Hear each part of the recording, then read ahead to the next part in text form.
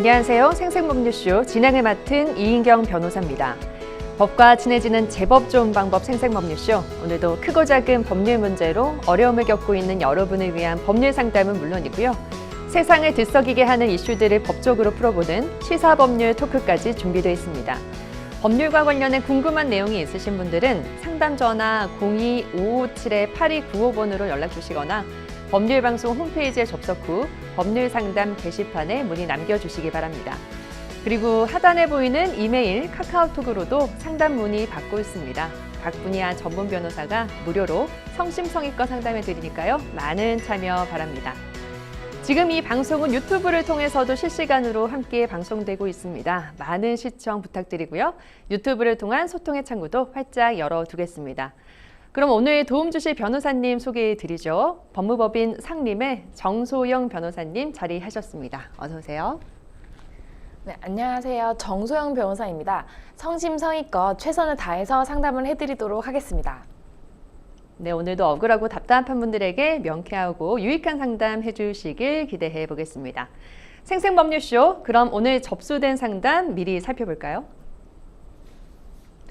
폭발 사고 피해 5년, 책임은 누가? 요금 정리해 준다더니 휴대폰 개통? 취미와 투자로 인한 가계 파탄, 이혼 사유 될까요? 성년 후견인의 역할 범위 어디까지일까요? 자, 이렇게 오늘도 다양한 분야의 상담이 접수가 되었는데요. 잠시 후 정소영 변호사님과 함께 속 시원한 해결책 찾아드릴 테니까요. 시청자 여러분들도 어떤 해결책이 제시될지 기대해 가져주시기 바랍니다. 자, 생생법률쇼 첫 순서 시작합니다. 첫 순서는 판결록인데요. 판결록은 뉴스와 신문에서 회자되고 나는 화제의 판결에 대해서 자세히 살펴보는 시간입니다. 오늘은 어떤 내용 준비하셨을까요? 네, 그 미성년자 성착취물을 텔레그램 그 대화방인 박사방에 유포해서 징역 42년을 확정받고 복역 중인 조주빈에게 징역 5년이 지금 추가로 확정이 된 상황인데요. 대법원 일부 그 노태학 대법관은 11일 아동 청소년의 성보에 관한 법률 위반, 강간 등 혐의로 기소된 조주빈에게 징역 5년을 선고한 이 원심 판결을 확정을 한 상황입니다. 네, 이른바 텔레그램 N번방 성착취 사건은 전 국민의 공분을 일으킨 충격적인 사건이었는데요. 이번 사건은 N번방 범행보다 더 먼저, 그러니까 범행 시기가 더 먼저 일어난 사건이라고요? 네, 맞습니다. 지금 말씀하신 대로 일단 이와 관련해서 먼저 우리 박사방 사건부터 말씀을 드려야 될 것 같은데요. 조 씨는 2019년 1월 11일부터 1월부터 11월까지 당시 청소년이었던 A양을 성폭행하고 또 A양 의사에 관한 성착취물 영상을 제작한 혐의로 기소가 됐습니다. 이는 이제 2019년 8월부터 2021년 2월까지 아동 청소년 8명과 성인 17명의 성착취물을 제작 유포한 박사방 사건과 별개 건인데요. 2021년 10월 대법원에서 징역 42년이 확정돼서 복역하던 중 추가 기소된 건입니다. 박사방 공범 강은과 함께 미성년자 강제추행 혐의로 징역 4개월을 확정 선고받은 것까지 고려하면 조 씨의 총 형량은 이로써 47년 4개월로 늘게 되었습니다. 그러니까 N번방 범행보다 더 먼저 일어난 별개 건으로 이제 판결을 받게 된 건데요. 이번 판결은 형법이 정한 경합범 가중 상한이 45년인데 이 45년을 넘어서는 형량이라는 점에서 좀 이목을 끌고 있죠. 네, 맞습니다. 그 경합범이란 판결이 확정되지 않은 여러 죄 또는 금고 이상의 형이 확정된 죄와 그 판결 확정 전에 범한 죄를 말하는데요. 형법상 모든 범죄의 유기징역 상한은 30년이지만 경합범은 여러 죄 중 가장 중한 죄의 형량의 2분의 1을 가중할 수 있어서 상한이 45년까지 늘어납니다. 다만 경합범 가중 상한 제한은 여러 죄를 하나의 재판에서 판결할 때 적용을 하고 조 씨와 같이 각각의 죄를 개별 재판으로 판결한 경우에는 고려하되 제한을 받지 않는다는 게 바로 이런 대법원의 판단이겠습니다. 네, 그렇다면 먼저 앞선 1심과 2심의 판결 내용을 들여다보겠습니다. 네, 지금 실제로 이번 사건 1심 재판부는 다수 범죄 처리 기준에 따른 권고형 범위가 징역 5년에서 14년 8개월이라고 적시를 하면서 범죄 사실 기재 그리고 각 범행 모두 형법 제37조 후단 경합범 관계 관계에 있어서 이를 동시에 판결할 경우와의 형평을 고려할 필요가 있다면서 하한선인 징역 5년을 선고했습니다. 항소심과 상고심도 1심의 결정에 문제가 없다고 판단을 한 사안입니다. 네, 대법원의 판결 내용도 자세히 한번 들여다볼까요? 네, 그 조 씨 측은 기존에 확정된 형량과 이번 추가 혐의에 대해 확정된 형량의 총합이 형법상 그 정한 경합범 가중상한 45년이 넘는다면서 양형 부당을 주장했습니다. 그렇지만 이제 개별 기소로 각각 재판을 진행한 조 씨의 경우에는 해당 기준을 적용할 수 없다는 게 바로 대법원의 입장이었습니다. 네, 이번 판결에 대해서 법조계에서는 어떤 의견이 나오고 있는지도 궁금한데요. 네, 이와 관련해서 이제 이은우 법률사무소 대표 변호사는 여러 죄가 있는 실체적 경합범이든 하나의 행위가 여러 범죄에 해당하는 상상적 경합범이든 간에 같이 재판되지 않았기 때문에 형법 제38조가 정한 경합범 가중 상한 제한은 고려 요소에 그친다면서 하나의 죄로 기소돼 재판을 받을 때 다른 죄가 있다면 자백 반성해서 같이 재판을 받도록 유인하려는 취지다라고 설명을 했습니다. 네. 예, 그렇군요. 예, 그리고 이제 조 씨에게 엄격하게 법의 잣대를 적용한 것처럼 최근 그 유명 인사들의 성비위 등 강력범죄에 대해서도 공정한 양형 기준이 적용돼야 된다 이런 말씀도 하셨습니다. 예, 이 변호사님께서는 그 조 씨에 대한 이번 판결은 다른 살인 혐의 판결보다도 강도 높은 판결이 이뤄졌다면서 이는 역으로 생각하면 다른 강력범죄에 대한 양형 기준이 지나치게 낮은 현실을 반영한 것이기도 하다 이렇게 지적을 했습니다. 네. 네, 이 가운데 N번방과 닮은 박제방 텔레그램이 등장해서 우려가 커지고 있다라고 하는데요. 어떤 사건 관련된 겁니까? 아, 네. 그 텔레그램은 지금 특정인을 비방하거나 성적으로 모욕하는 채널로 가득한 상황인데요. 그렇군요. 예. 익명성과 수사 감시망에서 어느 정도 벗어날 수 있다는 이유가 바로 그 이유입니다. 예, 성착취물을 만들던 N번방, 지인의 얼굴에 음란한 사진을 합성하거나 성적으로 모욕하는 지인 능욕방이 그 예시입니다. 예. 예, 그만큼 특정인의 삶을 망가뜨리는 또 다른 방이 있는데요. 이른바 그게 바로 박제방입니다. 예, 특정인의 사진, 이름, 휴대전화, SNS 계정, 심지어 주소와 자택 비밀번호까지 공개해서 박제를 해버리는데요. 예. 예, 관련 피해자들 나이대는 대부분 미성년자 혹은 20대 초반이었는데 피해자들이 박제의 대상이 되는 이유는 성별로 좀 달랐습니다. 예, 여성의 경우에는 대개 성적으로 문란하다는 게 이유였고요. 예. 이제 그래서 이제 사실관계 확인도 할 수 없는 성적 묘사를 늘어놓고서는 연락 한번 해주자면서 이른바 좌표를 찍는 그런 것들이 발견이 됐습니다. 그 남성의 경우에는 폭행된 범행을 일삼는다. 이제 이게 바로 그 이유였는데요. 그런데 그 근거는 단순히 제보를 받았다는 것일 뿐, 이제 그 방 상단에는 누구누구 제보돼 말이 이렇게 적혀 있었는데 사실 정확한 근거가 있었다고 하기는 어렵습니다. 예. 예, N번방에서나 이뤄졌던 행위들도 전부 포착이 됐는데요. 대부분 청소년인 피해자들이 박제된 개인정보를 내려달라고 이렇게 하면 운영진은 반성문을 쓰라고 요구를 합니다. 대화방 운영자의 이름을 쓴 옷을 입고 춤을 추라는 행동까지 강요하는 그런 모습도 보이는데요. 그러나 이 피해자들이 이런 요청에 따라서 반성문과 춤을 모두 춰서 이렇게 영상을 올린다고 할지라도 이는 지워지지 않되 또 다른 박제물로 이렇게 양산이 됐습니다. 예. 이 방에 들어와 있는 사람만 2,000명이 넘었습니다. 네, 피해자들은 심리적으로 이미 조정을 당하고 또 제압을 당하고 있는 상황이기 때문에 쉽게 거부하거나 탈퇴를 할 수 없도록 하는 그런 상태에 내몰렸다 이런 상황이었는데요. 이런 방식은 과거 성착취물을 유포하던 N번방, 박사방이랑 다를 바가 없었습니다. 신상을 털고서 상대방의 행각을 가족, 지인에게 뿌리겠다고 협박해서 영상 등을 받아내는 겁니다. 성착취물을 만들지 않았을 뿐 N번방 범죄자들은 초기 형태를 아주 그대로 따르고 있는 그런 예. 상황이었습니다.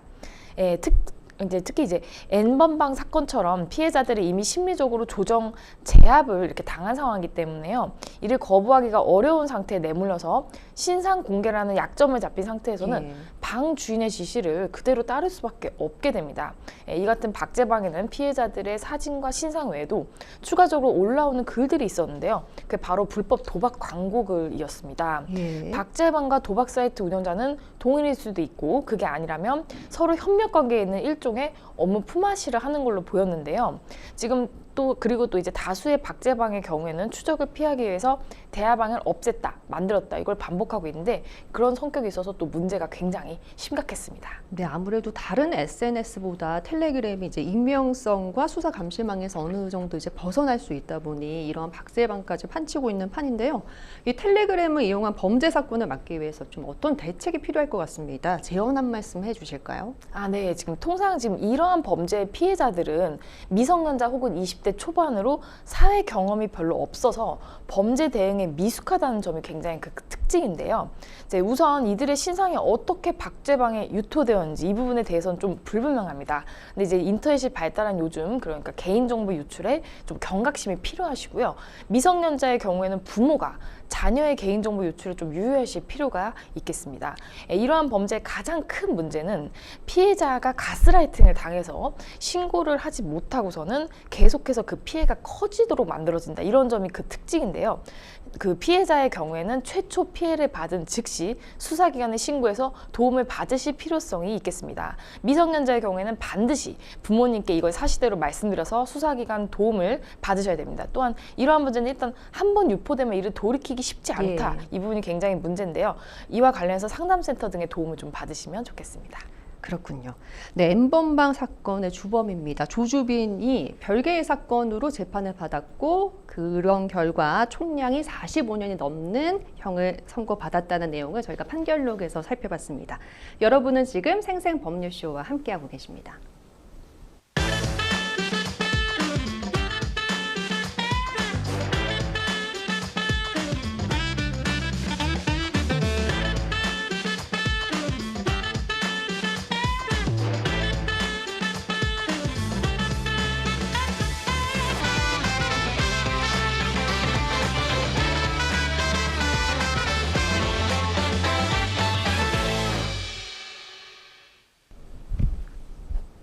지금부터는 생생법률쇼가 자랑하는 성심성의 무료의 법률 상담 시작해 보겠습니다. 전화 상담부터 연결해 볼까 하는데요. 받아보도록 하겠습니다. 안녕하세요. 어떤 점이 궁금해서 연락 주셨을까요? 예, 안녕하세요. 대전 중구에 사는 조원이라고 하는데요. 예. 제가 2021년도에 한국전력 발전소인가 편전소가 폭발하면서 예. 그날따라 비가 많이 내려가지고 촉촉하게 비 내리는데 지나가다가 고압선 3만보트 고압선 단선 폭발로 인해서 다쳐서 지금까지 이렇게 치료를 받고 있습니다. 예. 그러니까 5년 전에 이제 변전소가 폭발하는 사고가 있었고 그곳을 뭐 지나가던 중이셨나요? 아니면 일을 하고 계셨던 중이셨을까요? 변전소 폭발 사고로 인해서 예. 저희 아파트하고 강 조그마한 걸 끼고 동구하고 중구하고 이렇게 나눠집니다. 예. 근데 그 강 아파트에 보면은 그 대전 동구 가우등에 변전소가 보이거든요. 예.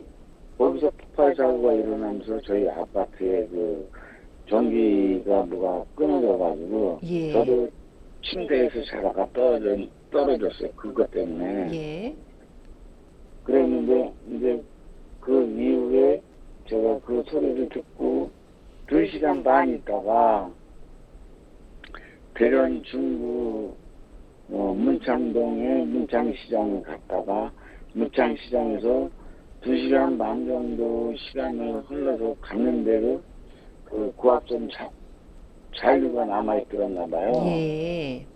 그래서 제가 그때 당시에 외제차를 끌고 다녔는데 외제차를 이제 세워놓고 커피 한 잔 먹고 있는 사이에 차 안에서 그 폭발 사고가 일어나가지고 변압기가 1차적으로 폭발했고 두 번째 2차적으로 고압선이 또 폭발하면서 타들어가고 예. 3차적으로 또 고압선이 터졌어요.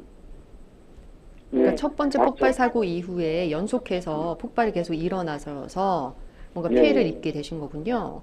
예, 예. 예. 또 어떤 네. 피해를 입으셨을까요? 제가 그때 예. 당시에 이제 폭발이 거의 다 끝난 무렵에 밖에 나와서 차를 둘러보니까 유리파편이 다 찍혀 있더라고요. 유리파편이 다 찍혀 있는 상태에서 제가 하늘을 쳐다보고 어이가 없어가지고 이제 보고 있는 사이에 탁거리면서 저기 고압산 3만 볼트가 비는 계속 내리는데 이제 끊어진 거예요. 예. 끊어지면서 불꽃을 내면서 빙빙빙 돌더라고 계속. 그때 당시에 지나가는 시장 사람들이 많았고 지켜보던 시장 사람들도 많았어요. 그래가지고 제가 그 다리가 저기 전기구합선이 저희가 되면 이어졌더니 다리가 안 움직이더라고요. 그래가지고 몸을 끌고서 이렇게 뒤를 바라보니까 저희가 보이더라고요. 그 뭐지? 소화기가 보여가지고 지나가는 사람들이 많이 다칠까봐 할머니 아줌마들이 많이 다칠까봐 제가 소화기를 들고 피하시라고 여기 구합선이 터져가지고 예. 다칠지 모르니까 피하시라고 그러고 나서 제가 소화기를 갖다가 그 빙빙빙 돌고 있는 구합선을 다리가 안 움직이는 걸 갖다가 그걸 흘려서 뿌렸어요. 한참. 예. 아무래도 그러고 오늘 나서- 예, 상담 주신 내용이 그 변전소 폭발 사고가 뭐 여러 차례 있었고, 그리고 그 네. 현장 인근에 있으시다가 뭐 그 폭발로 인해서 직접적으로도 피해를 입으신 것 같고, 또 그 현장을 좀 정리하시고 다른 분들 도움 주시려고 하시다가도 여러 가지 좀 피해를 입으셨던 것 같아요. 예. 예, 그 내용으로 저희에게 이제 전화 상담을 주신 것 같고요. 그 가운데서 뭔가 한전이나 뭐 어떤 뭐 국가를 상대로 법률적인 행동을 취하신 적이 사전에 좀 있으셨습니까? 제가 처음에는 그 한전에다가 업무상 과실치상을 신청을 했는데 예, 그 검사님께서 기각을 하고 이제 대전 중부서로 타성으로 위반을 했더라고요. 예, 그 다음에는 이제 할 수 없이 이제 그 민사로 진행을 하다가 법원에서 화해조정 권고를 계속 내려가지고 예, 이제 대법 가기 직전까지 이제 한 5, 6차례를 항소를 했어요. 예, 했는데 이제 그 한전 측에서 여러 가지 문제를 해가지고 저한테 압력을 많이 넣더라고요. 예. 아무래도 지금 뭐 폭발 사고로 인해서 신체적으로, 정신적으로 피해도 많이 입으신 것 같고, 그를 네. 해결하기 위해서 이제 법적인 장치들을 많이 이용하셨을 것 같은데, 네. 저희가 자세한 상담은 정선 변호사님 나와 계셔서 더욱더 자세하게 네. 한번 받아보도록 할게요. 예. 예. 네, 안녕하세요. 예. 네, 네, 안녕하십니까. 예, 전 정소영 변호사라고 하는데요. 예. 네, 일단 좀 굉장히 마음 아픈 사안인데, 이제 이걸 해결하기 위해서는 제가 먼저 추가적으로 좀 사실관계 파악을 위해서 질문을 좀 드려야 될 것 같아요. 네. 예. 방금 이제 일단 현전에 대해서 형사적으로는 업무상 과실치상으로 고소를 하신 거죠? 그쵸? 예. 예, 근데 이게 지금 검찰에서 불기소 처분을 받은 것인가요? 예. 네, 그렇게 처리가 되신 거고, 그 다음에 민사를 동시에 하셨다고 하셨는데, 민사로 어떤 소송을 하셨을까요?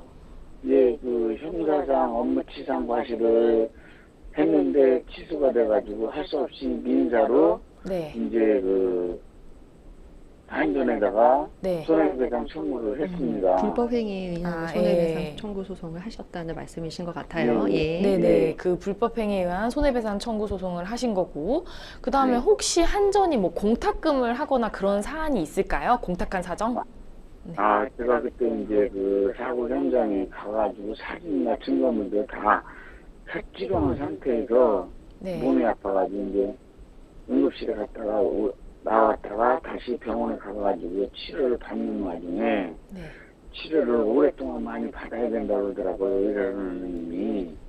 그래서 안전 측에 김성구 차장이라는 사람한테 전화를 해가지고 병원에서 이렇다.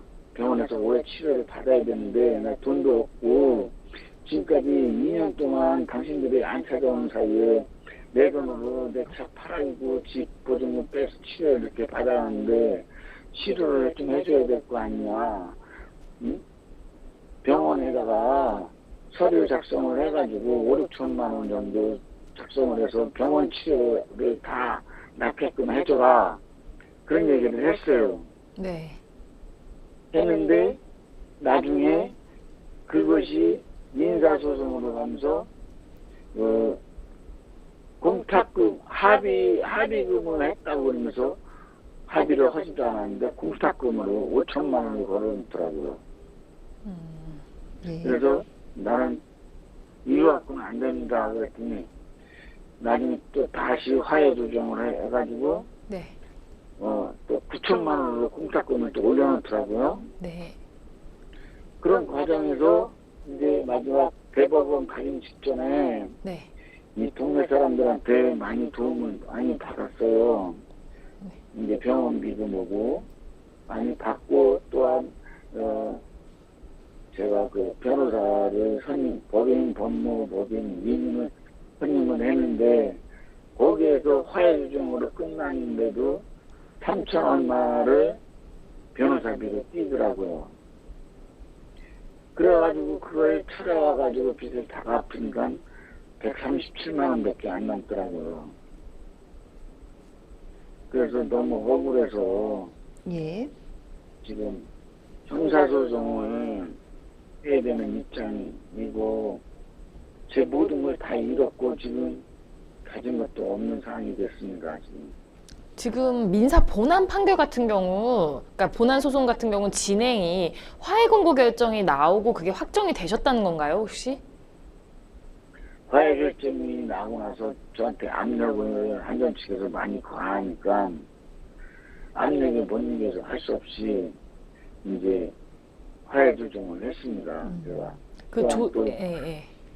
위에 사람들이 병원비로 빌린 걸 자꾸 달라고도 하니까 안 그랬더랬는데 무슨 일인지 그 사람들한테 자꾸 누가 전화가 온다고 하면서 뭐 병원비를 달라고 자꾸 그래가지고 할 수 없이 그것 때문에 이제 제가 대법 가기 직전에 며칠 남겨놓고 공탁금 걸린 거를 찾아왔어요.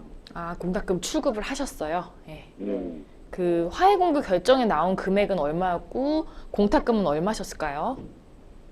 화해 결정문에 나온 금액은 6천만 원이고요. 네. 거기에서 공탁금을 걸은 건 9천만 원이었습니다. 그럼 9천만 원 전체를 출급하셨을까요? 네, 출금을 해서 변호사비 3,300인가 3,200인가 나오고 네. 건너의 사람들한테 같이 한 사람이 쫓아간 사람이 있었어요. 네. 그분이 제일 많이 들려주는 건데 2,200만 원을 그 변호사 사무실에서 그 사람한테 먼저 받아갔습니다. 그 사람이. 그리고 나머지는 동네 가서 이제 500만 원, 600만 원 되는 것도 이제 다 갖고 그러니까 137만 원 남더라고요. 근데 왜 그 금액을 뭐 제가 정확한 수임 계약을 모르지만 변호사님께서 수임비로 가져가신 거 외에 왜 도와주신 분들이 가져갔다는 건 어떤 의미일까요? 제가 병원을 너무 많이 여러 군데를 많이 다녔어요. 네. 당시에 너무 아파가지고 이제 네.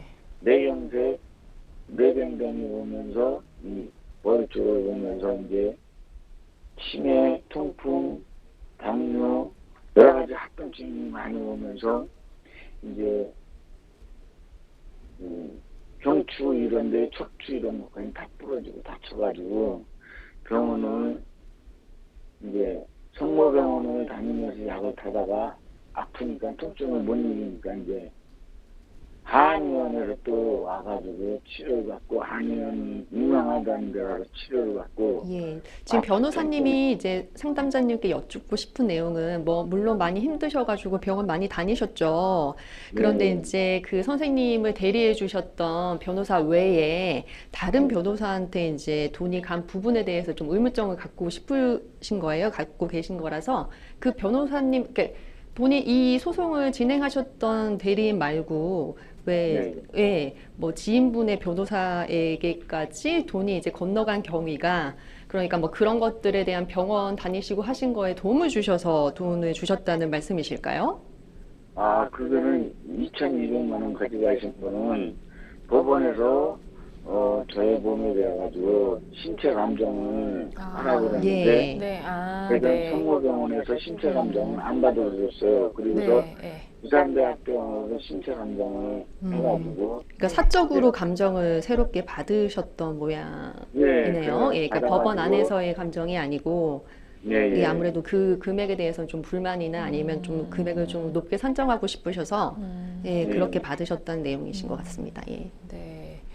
네, 일단 예, 말씀해 주세요. 예. 네, 그래가지고 그 도와주신 분이 2,200만 원 받아가신 분이 네, 저를 알겠습니다. 아픈 몸을 끌고 부산대학교 병원에 가서 네. 3개월 동안 한 7-8번을 왔다 갔다 하면서 병원 들여다주면서 치료를 해줬어요. 그분이 네.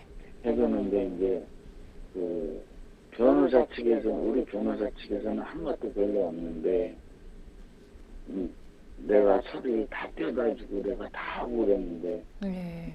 괜히 이상하게 전화만 하면 저를 꼬투리를 잡고 욕을 했니 성질을 부리니 제가 여자 통화하고 얘기한 거밖에 없는데 그분들은 어떻게 전화를 하는지 내용을 네. 하는지 네. 그런 알겠습니다. 거를 또 대놓고 있더라고요. 그래서 내가 변호사 측에 그랬군요. 예, 민사적으로는 조금 정리가 아무래도 네. 좀 되신 부분이 있으실 것 같아요. 그래서 이제 실질적으로 이 사연에 있어서의 뭐 해결책을 제시해 드려야 되니까요. 그 부분에 있어서는 향후에 이제 발생할 네. 수 있는 그 손해 부분에 대해서 어떻게 좀 네. 보전받을 수 있는지, 네. 그리고 이제 형사적으로 또 어떻게 좀 새롭게 진행할 수 있는 것들이 있는지에 대해서 좀 점검을 해주시면 좋을 것 같습니다. 아, 네. 네. 지금 일단 사안 같은 경우 지금 민사소송이 이미 진행이 되셨고 확정이 되신 것 같아요. 그래서 이 부분 관련해서 제가 말씀을 들어보니까 신체 감정 절차도 진행이 된 것 같은데 이제 그 과정이 조금 뭐 마음에 안 드셨는지 아니면 여러 가지 부분 좀 뭐 마음에 안 드는 부분 좀 있으셨을 수 있겠지만 통상 이런 소송 같은 경우에 이제 감정 절차를 거치고 나면은 이 감정 결과에 따라서 이를 토대로 그 많이 참조를 해서 판결이 나오거든요. 예. 근데 이제 뭐 여러 가지 이유가 있어서 이제 아마 화해 공개 결정이 나오신 거고 또 여기에 또 이해를 안 하신 것 같은데 예, 일단 지금 사안 같은 경우에 이제 제가 그 구체적으로 소송이 어떻게 되는지 말씀만 들어서 이제 그 부분에 대해서는 이제 정확하게 그 뭐 더 어떻다 말씀드리기 약간 어렵지만 어쨌든 신체 감정이 통상적으로 하듯이 이루어지셨고 이 신체 감정에 의해서 그 결과에 따라서 아마 청구가 이루어져서 그에 따른 이제 그 화해공 결정을 받으셨을 거다 뭐 이렇게 추측이 되긴 합니다. 네. 그래서 일단 이런 사안에서 지금 민사적으로는 이제 그 MC님께서 그 변호사님께서도 말씀하신 대로 좀 결과가 좀 정리가 좀 되어 있는 상황인 것 같고 오히려 좀 형사적으로 불기소 처분이 나와서 좀 굉장히 억울하신 것 같은데 이 또한 제가 이제 불기소 처분 그 결정서를 제가 좀 봐야 될 것 같은데 예, 근데 이걸 지금 보지 않고 좀 이렇게 말로만 말씀을 드리니까 조금 그렇습니다만 지금 업무상 과실치상으로 고소를 하셨다고 하셨는데 혹시 산업안전보건법을 적용해서 새롭게 그 고소를 하는 것, 이 부분을 한번 좀 검토를 해보실 수 있지 않을까 그런 생각이 좀 들고요. 또 이와 더불어서 지금 이제 시간 관계에서 이제 민사적으로 제가 좀만 더 말씀을 드리면은 지금 이게 그 당시에 사고 당시가 지금 2021년 5월 1일인데 지금 벌써 2025년이라서 좀 시간이 많이 지나시긴 했어요. 근데 이 아마 그 소송이 뭐 언제 어떤 경과인지 제가 말씀만 드려서 잘은 모르겠지만 만약에 이 후유 장애 같은 것들이 이후에 갑자기 그 당시에는 안 나타났는데 갑자기 또 더 나타나고 이런 것들도 또 있을 수 있거든요. 근데 그런 거에 대해서는 이제 소멸시효 기산점이나 이런 거를 대법원이 확립된 판례로 내가 이 안날, 손해를 안날로부터 3년 그리고 있은 날로부터 10년인데 그 안날의 의미가 객관적으로 그게 발현돼서 내가 인식할 수 있을 때로 보는데 그전에는 아예 이런 사고 같은 경우 하도 크게 다치시다 보니까 그때 이제 직접적으로 다치신 것만 이제 인지가 되셔서 뭐 청구가 됐다. 근데 시간이 지나 보니까 알고 보니까 후유장애가 훨씬 더 커져서 합병돼서 훨씬 커졌다. 그래서 이게 분명히 원인이 되어서 그 어떤 이제 새롭게 장애가 발생한 경우가 만약 그런 경우 좀 생각을 해보실 수는 있을 것 같아요. 그래서 추가로 별소 제기를 한번 검토를 해볼 수 있겠지만 다만 지금 어쨌든 동일한 사실관계에 관한 거기 때문에 제가 봤을 때 쉽지는 좀 않을 것으로 보이기는 합니다. 네. 당시에요. 네. 부산대학병원에서 영구장애 50%가 떨어졌고 네. 지금은 또 이 간, 심장, 심장, 기장 이런 게 많이 비례적으로 커져가지고 양쪽에 옆에 갈비뼈하고 앞가슴하고 뒷가슴이 뒤로 2cm씩 많이 물러난 상태예요. 그래가지고 손도 못 쉬고 그래가지고 응급실에도 몇 번 실려가고 그런 상황입니다. 네, 그 말씀 중에 정말 죄송합니다만 그 법원에서 지정한 그 감정인은 어떤 병원이었을까요? 혹시 그 병원이 부산병원이고 50% 후유장애가 나왔나요? 아니면 네, 후유장애. 그러면 영구장애 50%가 나왔을 텐데 그러면 통상 그 감정 결과에 따라서 지금 영구장애가 50%로 해서 이제 저희가 이제 손해가 이제 소극적 손해 중 일실수입이라는 게 있거든요. 지금 만약 사고가 없었더라면 벌 수 있었던 미래 수입이 일실수입인데 이에 대해서 이제 50% 장애로 기대여명 이런 것들 가동연한 다 계산을 해서 아마 청구가 들어가긴 했을 거예요. 네, 그쵸? 예, 그리고 위자료도 이제 아마 그와 함께 그 충분히 고려해서 들어갔을 거라서 사실 지금 민사적으로는 좀 이렇게 이렇게 정리가 좀 되신 부분이셔서 가지고 또 하위공무 결정까지 나오셨기 때문에 다시 다투기는 좀 어렵지만 제가 아까 말씀드린 대로 만약에 이후에 지금 다 끝났는데 또 추가적으로 이와 관련된 후유장애가 있으면 한번 검토는 해볼 수 있지 않을까 뭐 요 정도로 생각을 하시면 되겠습니다. 네. 검토를 해보고 싶을 때요. 경제적인 여유가 여의치 않아가지고 돈이 많이 들어가니까. 네. 비례적으로 많이 들어가더라고요, 돈은. 네. 그래서 그거를 지금 못하고 있는 상황인데 지금 거부라니까 이제 한전 측에다가 형사상으로 이제 네. 고소고발을 하려고 하는데 어떻게 고소고발을 해야 되는지 좀 자세히 좀 알려줬으면 좋겠어요. 예, 일단 동일한 죄와 동일한 사실관계로는 지금 이제 일사부재리 때문에 안 되시고요. 이미 불기소 처분이 나와서 끝이 난 사안이시고요.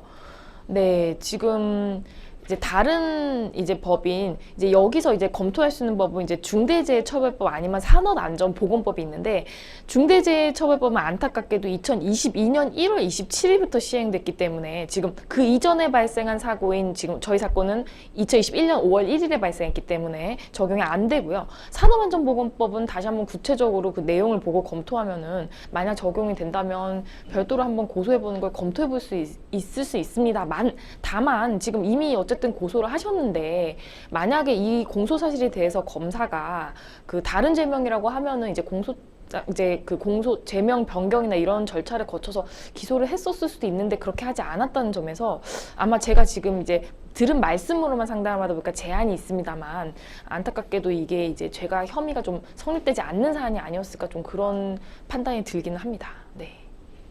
아니 그때 당시에 많이 아팠을 때 한 번도 한전에서 찾아오지도 않고 병원비도 안 내줬는데 예. 네?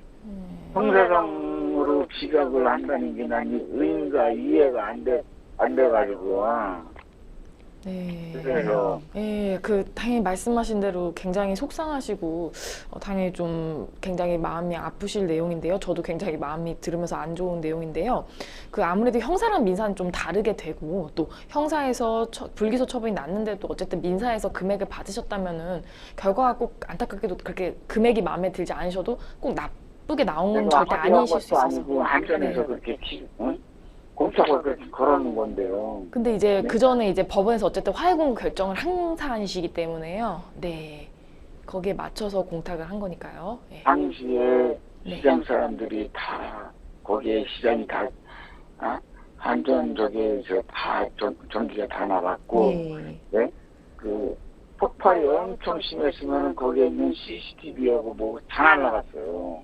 맞습니다. 네? 그런 상태에서 굉장한 폭발이 있었고 또 상담 주신 분께서 굉장한 좀 피해를 입으셨던 부분에 대해서 참 안타깝고요. 그리고 이제 사실 또 민사적으로 이제 손해배상 소송도 하셨고 이제 그 가운데 뭐 화해 권고 결정에 대해서 또 뭐 이의 신청이나 이런 것들을 좀 하실 수 있었지만 그래도 그 당시에 뭐 상황적인 압박이나 이런 것 때문에 또 받아들일 수밖에 없었던 그런 상황이 있었던 것 같습니다. 하지만 그 변호사님이 말씀해 주셨던 것처럼 뭐 혹시나 그때는 발견되지 않았지만 후유 장애가 그 사고로 인해서 점점 발전해서 당시 소송 당시에는 몰랐었던 손해가 정말 있었던 경우에는 그 경우에는 또 손해배상을 청구하실 수도 있고요. 말씀해 주셨던 대로 사도안전보건법 위반 여부를 좀 검토하셔서 경찰에 다시 한번 고소를 해보는 것도 좋은 방안이 되지 않을까 싶습니다.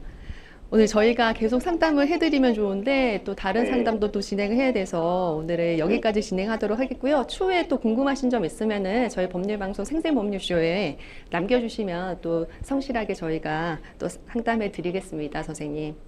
예, 알겠습니다. 예, 오늘 상담 주셔서 전화 주셔서 감사합니다. 네, 네, 감사합니다. 감사합니다. 네, 변호사님 뭐 다양한 방안들 제시해 주셨는데 네. 이 사건에서 뭐 이거 하나만은 좀 말씀해 주셨으면 좋겠다 하는 부분 있으면 짧게 정리해 주시죠. 아니, 지금 사안에서 너무 안타까운 게 이게 보통 이런 어떤 국가기관이나 이런 사람들을 상대로 소송했을 때는 화해공고 결정이나 이제 이런 것들이 많이 좀 내려지는 편이거든요. 지금 이제 상담자님을 포함해서 이런 화해공고 결정에 대해서 좀 납득 못 하시는 의뢰인들이 굉장히 많으시더라고요. 이제 그런 경우에는 사실은 그냥 이의 절차를 거치셔서 차라리 판결로 받으셨던 것이 좀 더 오히려 좋지 않았을까. 뭐 결과를 떠나서 그런 부분을 좀 다시 한번 말씀드려 보겠습니다. 네, 이렇게 전화 상담 마무리해 보고요. 여러분은 지금 생생법률쇼와 함께하고 계십니다.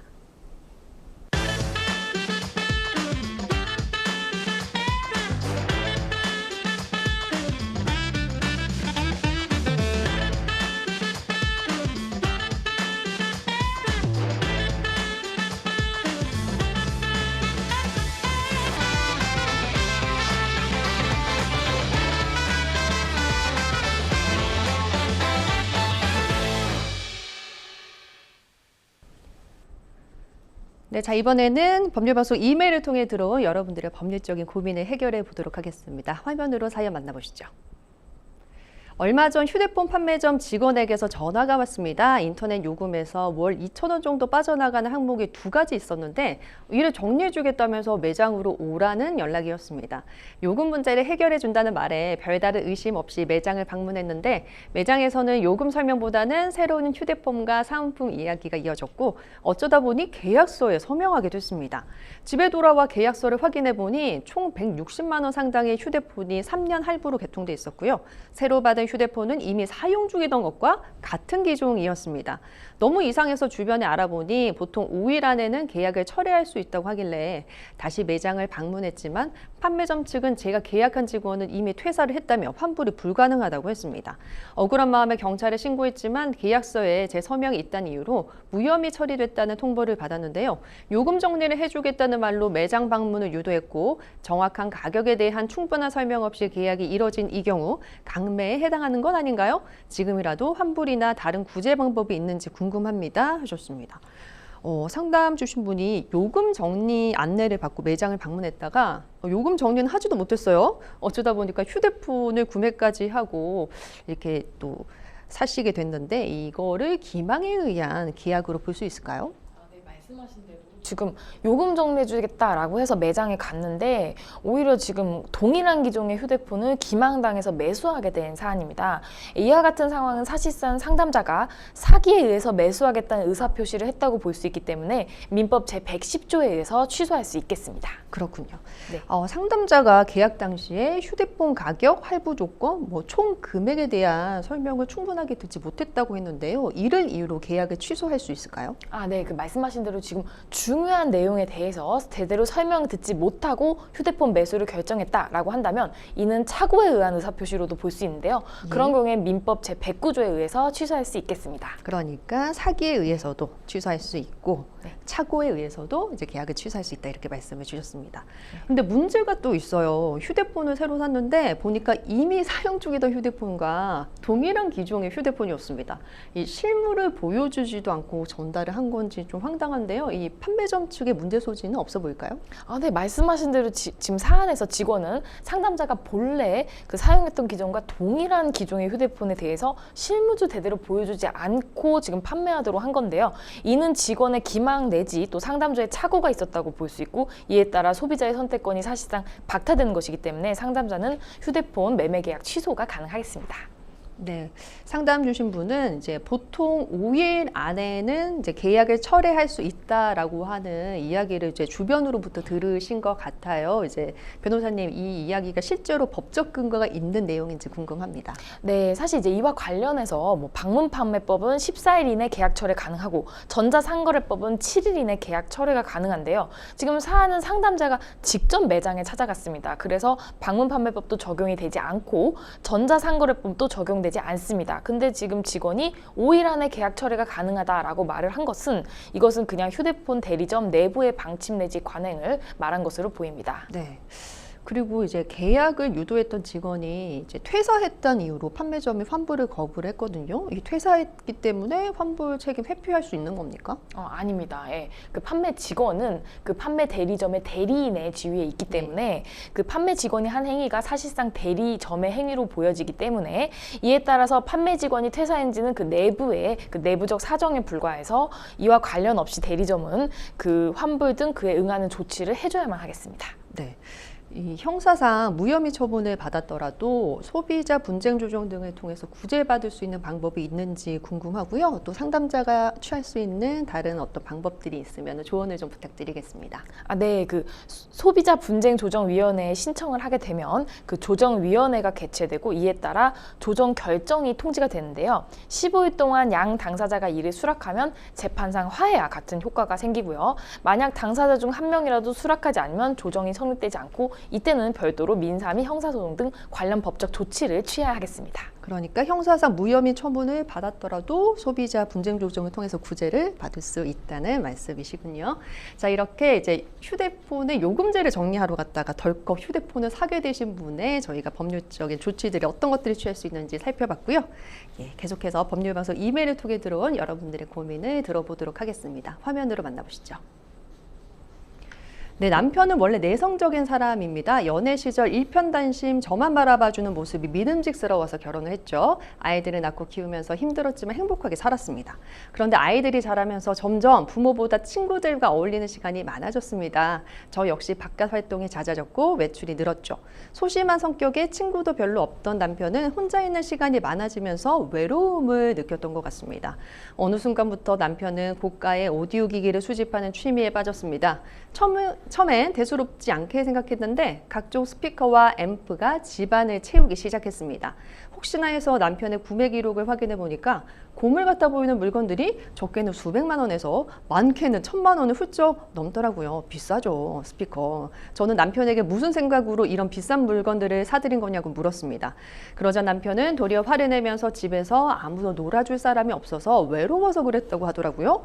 그뿐만이 아닙니다. 남편은 베토벤 교향곡을 틀어놓고 한나절 내내 주식 차트를 들여다보고 있었습니다. 저녁에는 유튜브로 주식 강의까지 듣더라고요. 나중에 알고 보니 저 모르게 대출까지 잔뜩 받아놨습니다. 그러면서 자기 월급으로는 도저히 대출 이자를 갚을 수가 없다면서 집을 팔고 다른 곳으로 이사를 가자고 했습니다. 아이들 교육비도 빠듯한 마당에 이런 남편과는 더 이상 살 수가 없을 것 같습니다. 하지만 남편이 대체 얼마의 빚을 졌는지 재산 상태는 어떤지 전혀 알 길이 없어서 막막하기만 한데요. 이런 상황에서 이혼할 수 있을까요? 남편의 재산 상태는 어떻게 확인할 수 있을까요? 하셨습니다. 남편이 아내와 상의도 없이 빚을 졌고요. 결국 이 때문에 이제 상담 주신 분들 이혼을 고민하게 되셨는데요. 정 변호사님, 이번 사연 어떻게 들으셨어요? 지금 굉장히 안타까운 사연입니다. 남편분이 지금 외로운 마음에 가족분들과 상의도 없이 거액의 채무를 부담해서 가정 경제를 굉장히 곤란하게 만든 사안인데요. 지금 이와 관련해서는 상담자께서 지금 의사소통이나 지금 상의를 아무것도 안 해서 정확한 채무조차 확인이 안 되는데요.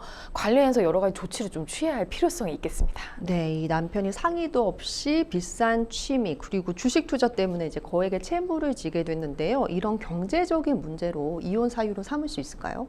네, 맞습니다. 지금 사안에서 남편분이 거액의 채무를 부담해서 가정의 재정 상태를 상당히 악화시켰는데요. 이에 따라 상담자는 부부간의 애정과 신뢰 및 부부 공동생활 관계가 회복될 수 없을 정도로 파탄되었다. 이 점을 주장해서 재판상 이혼 청구가 충분히 가능할 것으로 보입니다. 네, 지금 상담자분께서는 남편이 얼마나 채무를 많이 졌는지, 대출을 받았는지, 뭐 또 다른 숨겨놓은 재산이 있는 건지 없는 건지 전혀 모르고 계십니다. 이 소송을 거치면서 남편의 재산 상태를 전부 확인하는 게 가능합니까? 네, 저희가 이제 통상 이제 재판상 이혼 신청을 하게 되면은 이에 따라서 재산 명시 신청을 함께 하게 됩니다. 그래서 남편이 직접 재산 그 목록을 제출하도록 하는데요. 이 경우 정당한 사유 없이 재산 목록 제출을 거부하거나 거짓의 재산 목록 제출 시에는 과태료 처분에 처하기 때문에 재산 목록 제출한 것을 보고 남편의 채무 파악이 가능하겠습니다. 네, 뭐 재산에 대해서라면 뭐 각종 금융기관이나 부동산 조회 등을 통해서 모두 다 재판에서 뭐 조회해 볼 수 있는 건가요? 네, 맞습니다. 재산 명시 신청을 하게 되면 재산 명시 명령이 나오는데 통상 이걸 보고 금융거래 정보 제출 명령 신청 또 사실조회 신청을 통해서 남편의 월급, 보유하고 있는 부동산, 예금, 주식, 채무 등 이것들을 모두 파악할 수 있겠습니다. 네, 이제 남편은 빚이 뭐 많은 건 확실한 것 같은데요. 이 빚이 가정 공동 생활을 위해서 쓰인 건지가 불분명한 점도 있는 것 같습니다. 이 남편이 오디오 수집이라든가 주식 투자를 위해서 개인적인 용도로 대출을 받은 것도 상당 부분 있는 것 같거든요. 뭐 네. 이혼 시 재산 분할 대상에서 이런 빚도 포함될 수 있는 겁니까? 네, 그 부부가 이혼할 때 그 채무의 경우에는 공동 재산의 형성에 수반하여 부담한 것이거나 아니면 부부 공동 생활 관계에서 필요한 비용 등을 조달하는 과정에서 부담한 것이면 재산 분할 대상이 됩니다. 그러나 해당 채무가 부부 중 일방에 의해서 생긴 것으로 부부 공동 생활 관계와 무관한 것이라면은 이는 재산 분할 대상이 되지 않습니다. 사연에서 남편이 지금 개인적인 용도로 대출받은 채무로 보여서요. 남편이 혼자 책임져야 되고 재산 분할 대상이 되지는 않습니다. 네, 개인적인 용도로 대출받은 채무에 대해서는 남편 혼자서 책임져야 한다. 예, 이 부분을 좀 잘 기억하셨다가 이혼 소송 시에 참고를 하시면 좋겠습니다. 자, 이번에도 법률방송 이메일을 통해 들어온 여러분들의 고민 상담해 보도록 하겠습니다. 어떤 내용인지 보시죠. 저는 할머니, 할아버지와 함께 살고 있습니다. 특히 할머니는 맞벌이 하시는 부모님을 대신해서 저를 키워주셨고요. 무뚝뚝하고 가부장적인 할아버지에겐 거리감을 느꼈지만 할머니에게는 정이 있었네요. 그런데 몇 달 전 할머니가 길을 가다 자전거에 치이는 사고가 일어났습니다. 운전자는 인도에서 매우 빠르게 자전거를 몰았고 무방비 상태로 자전거에 부딪힌 할머니가 심각한 뇌 손상을 입으셔서 현재는 의식불명 상태가 되셨습니다. 병원에서 치료받던 할머니는 식물인간 상태란 진단 받으셨고요. 그래서 이제 우리 가족은 가정법원에 할머니에 대한 성년 후견 심판을 청구했고 할아버지께서 성년 후견인이 선임되셨어요. 가정법원은 성년 후견인의 법정 대리권 범위에 소송 행위를 포함하고 그 대리권 행사에 법원의 허가를 받도록 정했죠. 한편 자전거 운전자는 업무상 과실치상죄로 기소가 됐고 근데 할아버지가 운전자 측으로부터 합의금 4천만 원을 받으셨고요. 재판부의 피해자는 4천만 원을 받고 피고인의 형사처벌을 원하지 않는다라는 내용의 서면을 제출하셨습니다. 저와 다른 가족들은 할아버지가 합의금을 받고 처벌을 원하지 않는다고 한 것에 불만이 많습니다. 저희는 할머니를 식물인간으로 만든 자전거 운전자 처벌되길 바라고 있는데요. 가능할까요? 이렇게 이제 상담 주셨는데요. 정말 성년 후견인 그 제도에 대해서 일반적으로 어떤 건지 한번 짚어보고 넘어가 볼까요, 변호사님? 네, 그 1조에는 정신적인 제약이 있거나 정신이 박약한 사람들의 법률 행위를 제한하기 위해서 금치산자, 한정치산자 제도가 있었는데요. 그런데 2011년도부터 본인의 자율성과 자기 결정권을 존중하는 취지로 성년 후견인 그리고 한정 후견인, 특정 후견인, 의무 후견의 그 후견 제도가 도입됐습니다. 그 중에서 성년 후견은 정신적 제약으로 사무 처리 능력이 지속적으로 결여된 성인, 즉 피성년 후견인을 상대로 한 제도로서 이러한 사람에 대해서 성년 후견인으로 선임된 자는 법원의 허가를 받아야 한다고 정한 그런 법률 행위를 제외한 나머지 행위를 특별한 제약 없이 대리할 수 있습니다. 네, 그러면 이제 상담의 본질로 넘어와서 성년 후견인 같은 경우에는 가해자에 대한 처벌 의사를 본인 대신 밝힐 수 있는 겁니까, 없는 겁니까? 네, 이와 관련해서 지금 피해자가 의사 무능력 상태라면 피해자가 가해자의 처벌을 원치 않는다는 점에 대해서 진실한 의사를 정확히 알 방법이 사실상 없습니다. 예. 그래서 이처럼 피해자의 진실한 의사를 정확히 알 수 없는 상황에서 성년 후견인이 피해자를 대리해서 처벌부로 의사를 표시하는 것은 피해자의 진실한 의사에 부합한다라고 할 수는 없기 때문에 성년 후견인은 명문의 규정이 없는 한 피성년 후견인을 대리해서 처벌을 희망하지 않는다는 의사결정을 할 수 없다는 게 판례의 그 확립된 의견입니다. 네. 그리고 성령 의견의 법정 대리권 범위에 통상적인 소송행위가 포함되어 있는 경우에도 성령 의견이 피성령 의견 대리해서 처벌 불허 사를 말할 수는 없겠습니다. 그렇다면은 반대로 성년 후견인은 피해자가 처벌을 원하지 않는다고 이제 명시적으로 밝힌 의사 표시를 철회할 수도 없겠네요. 아, 네, 맞습니다. 예, 성령 의견은 피해자를 대신해서 가해자에 대한 처벌을 희망하지 않는다는 의사표시 할 수 없는 것과 마찬가지로 피해자 본인이 가해자 처벌을 원한다는 의사를 밝혔다면 성령 의견은 피해자 본인의 의사에 반해서 이와 같은 의사표시를 철회할 수는 없습니다. 네, 그렇군요. 그렇다면 뭐 이번 사연에서는 처벌을 희망하지 않는다라고 하는 의사 표시를 할 수 없는데도 한 것이니까 양형에서 좀 고려할 필요가 있을 것 같습니다. 자, 이렇게 저희 생생법률쇼 여러분들의 법률적인 고민들을 들어보고 해결을 한번 해봤습니다. 오늘 함께해 주신 정성희 변호사님 감사합니다. 네, 생선법률쇼 오늘 저희가 준비한 소식은 여기까지입니다. 시청해 주신 여러분 고맙습니다.